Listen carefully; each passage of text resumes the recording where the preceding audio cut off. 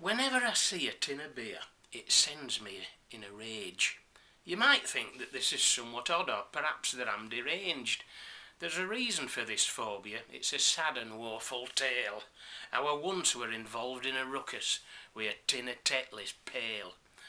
Tins of beer at worst invention that's ever been made by man. It's not so much what's inside 'em, but it's getting it out of can.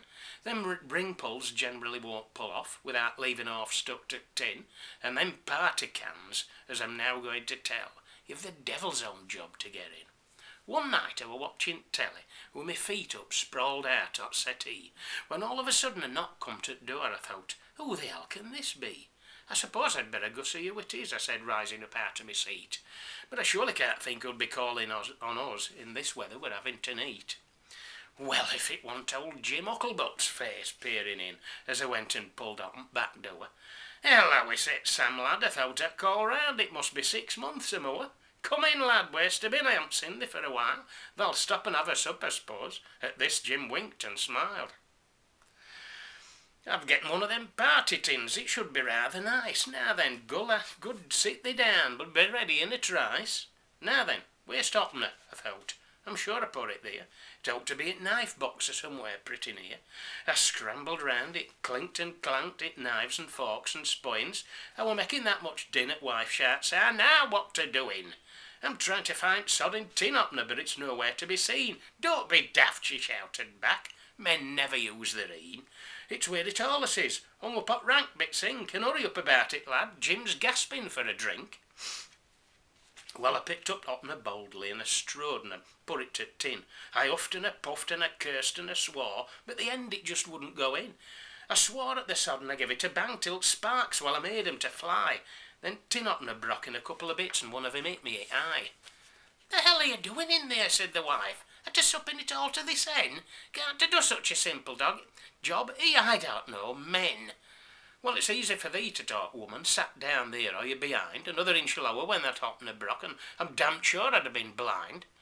Jim was saying nought at all as I went outside to shed. My heart felt black with vengeance and my eye were bloodshot red. Were I a man or a mouse, that tin it wouldn't beat me, and hammer and chisel were what I'd need, and then I'd make 'em see. I put tin down on the table with chisel just on top. I gave a loud triumphant cry as I let the hammer drop. But tin were too near edge, you see, and with force of me blow, the bastard fell off the table and it landed on my toe.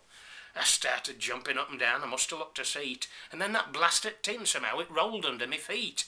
I pulled all stuff off the table with a wild and desperate wrench, but couldn't stop myself from falling and I cracked my head off bench. Jim and wife come in to find me ligging out up ground. There were cups and mugs and plates and jugs all smashed up all around. A sugar bowl were on my head, a glazed look in my eye. Wife, she just muttered, stupid bugger, and went off upstairs to cry.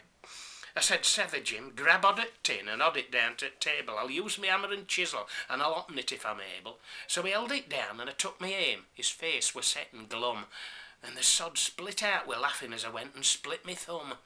I bandaged my thumb and we tried once again. I gave chisel an almighty thump, but the damn thing it skidded and stuck in Jim's hand and it took out a bloody big lump. Jim gave a yell and he leapt up in air and he paused tin with his foot as he went, and tin it flew up and it caught me at mouth and my new set of dentures got bent. By hell, we were mad. We were both fair blazing. Jim sat on the thing with a broom. I picked the thing up and I shook it like mad and I bounced it off all walls it room. Well, I suppose we were both being childish. I mean, it wasn't really much good, but it had blacked me eye, tripped me up, bust me teeth, and my trousers were covered in blood. That tin were battered beyond recognition. Poor Huntsman looked like he'd been done over by Anti-Blood Sports League. Poor Jim, who was soaked with sweat, I'd got sugar up my nose. I said, come on, lad, let's go to the pub, this time before they close. So just remember this little tale when you're buying your next tin.